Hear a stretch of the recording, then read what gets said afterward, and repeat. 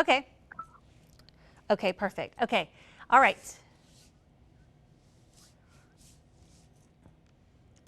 Okay, in 3, 2, 1. Angela Levens with the Dauphin Island Sea Lab is joining us now. Angela, thanks for being with us today. Absolutely. Let's talk about some of the virtual programs that you have provided to so many people, not only here along the Gulf Coast, but really all over the world. Talk about what some of the things you've done over the past few months. So the last couple of months, we created a series of Facebook Live events that we put on our Facebook page where we asked the scientists about their research. We would ask our educators with Discovery Hall programs about crabby crustaceans, and then we would also talk to our aquarist about some of the animals that we have within our aquarium. And so it was meant to be a way that we could still connect with the public, despite the fact that the aquarium was closed and we didn't have any school groups that were going to be able to be on campus. So it gave us that interaction point. We're all about hands-on here at the Dauphin Island Sea Lab, and seeing and touching and getting an up close look at everything. And we miss those moments with everybody, but we wanted to still have that moment of education because our mission is education. And so that Facebook, and then we've also shared it on YouTube, and we have a whole page dedicated to all of our distance learning on our website, where everything that we've done, you can go back and you can watch all of it. What has been the most popular video so far? Our crabby crustaceans were very popular. And then last Friday, we were out with the Sharks and Rays class. So that's one of our university programs classes for summer session, where we have undergraduate and graduate students are usually on campus, but the faculty have done really well to adjust everything to be virtual summer courses. And so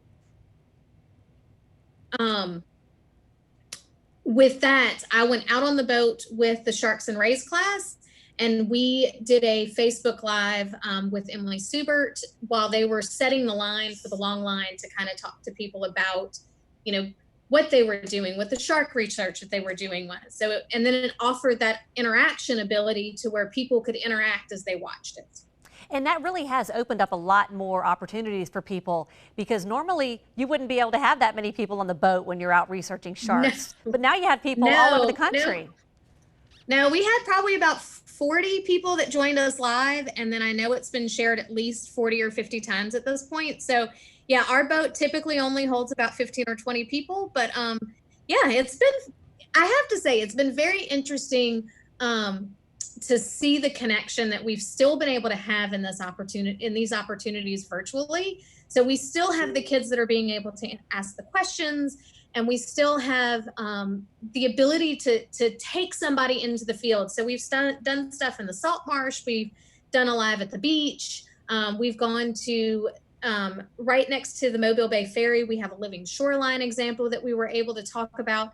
So we've been able to take everything that we typically would bring people to, and we've just brought it to them. And you're right, we've been able to bring more people to where everything is. Right.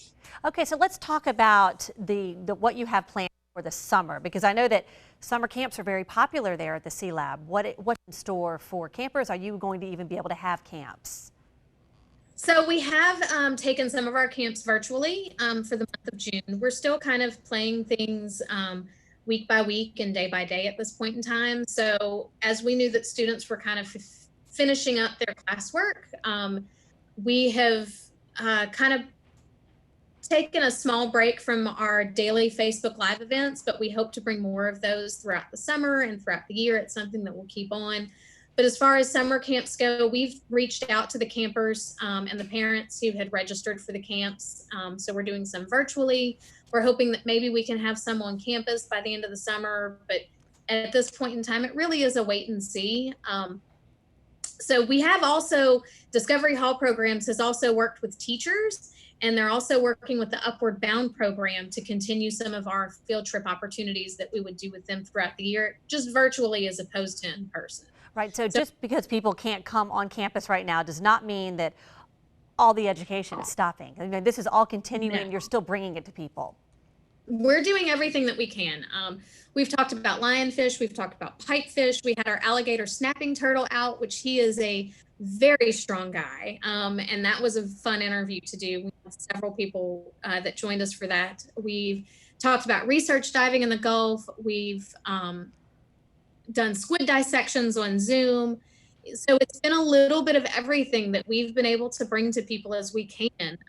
And then, like I said, it's not so much bringing it to people live as this has given us the opportunity that we've also created an educational distance learning tool that teachers and parents and anyone can use that we have on our website and also archived on our YouTube channel. So, right.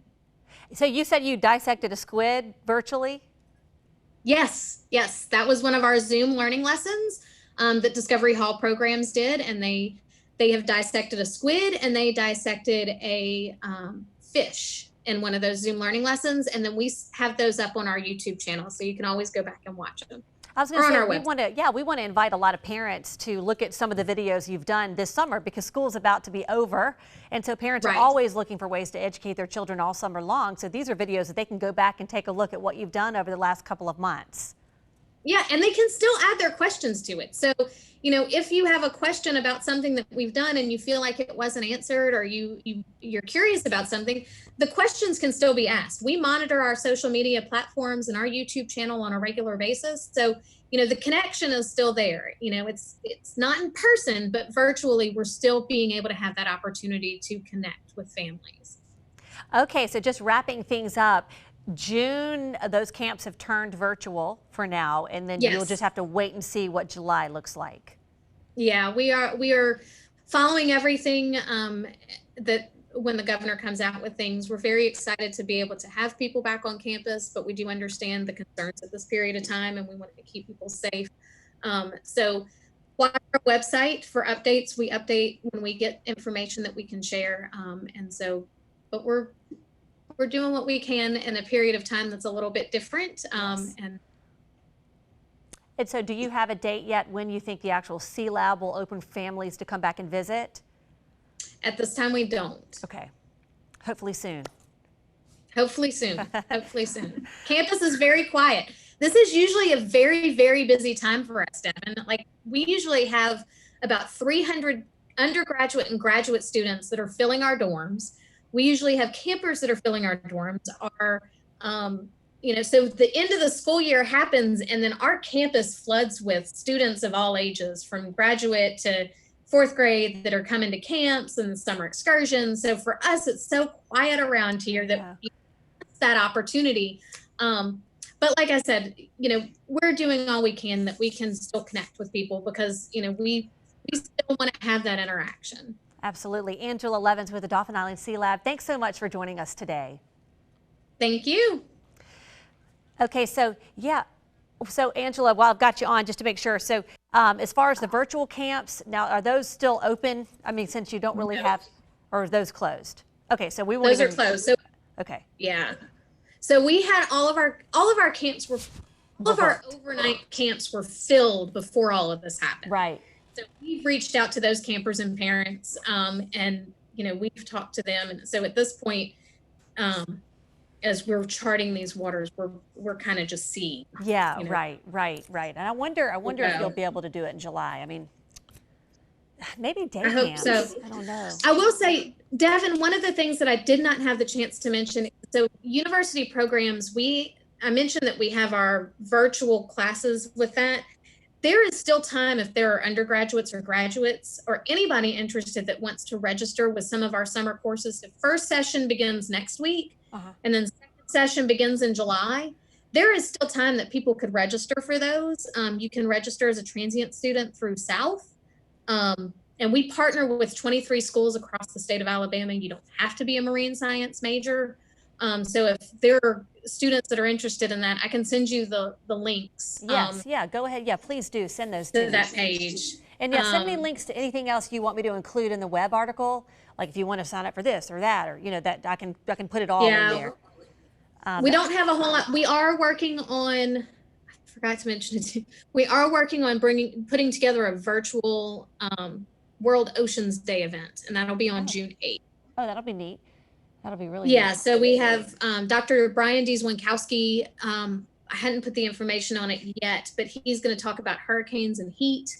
And then we have some other activities that we'll bring virtually and discussions and talks that we can do on World Oceans Day. I mean, do you think, I'm looking at, so our story will air Friday. I'm wondering if the Sea Lab could even open like this weekend. I mean, I'm trying to think, are museums, I can't remember, because Florida's museums are open, and it wouldn't be like a museum, but what you are, I mean, what are you considered? A school, though? I guess we're education. Yeah, I guess with the touching. We're an event venue. So, you know, at this point in time, if I do know this, if we were given the green light on Friday to open, and I really would prefer not to mention this because I don't want people to get. No, I won't mention it. I won't mention it till we hear. But if we were to get the green light on Friday, we would still take a week or two to get everything in place. So we have put the pieces in place as far as social distancing and what we'll do to bring people into the aquarium. And, you know, kind of all of the policies that and the guidelines that we need to cover to keep everybody safe.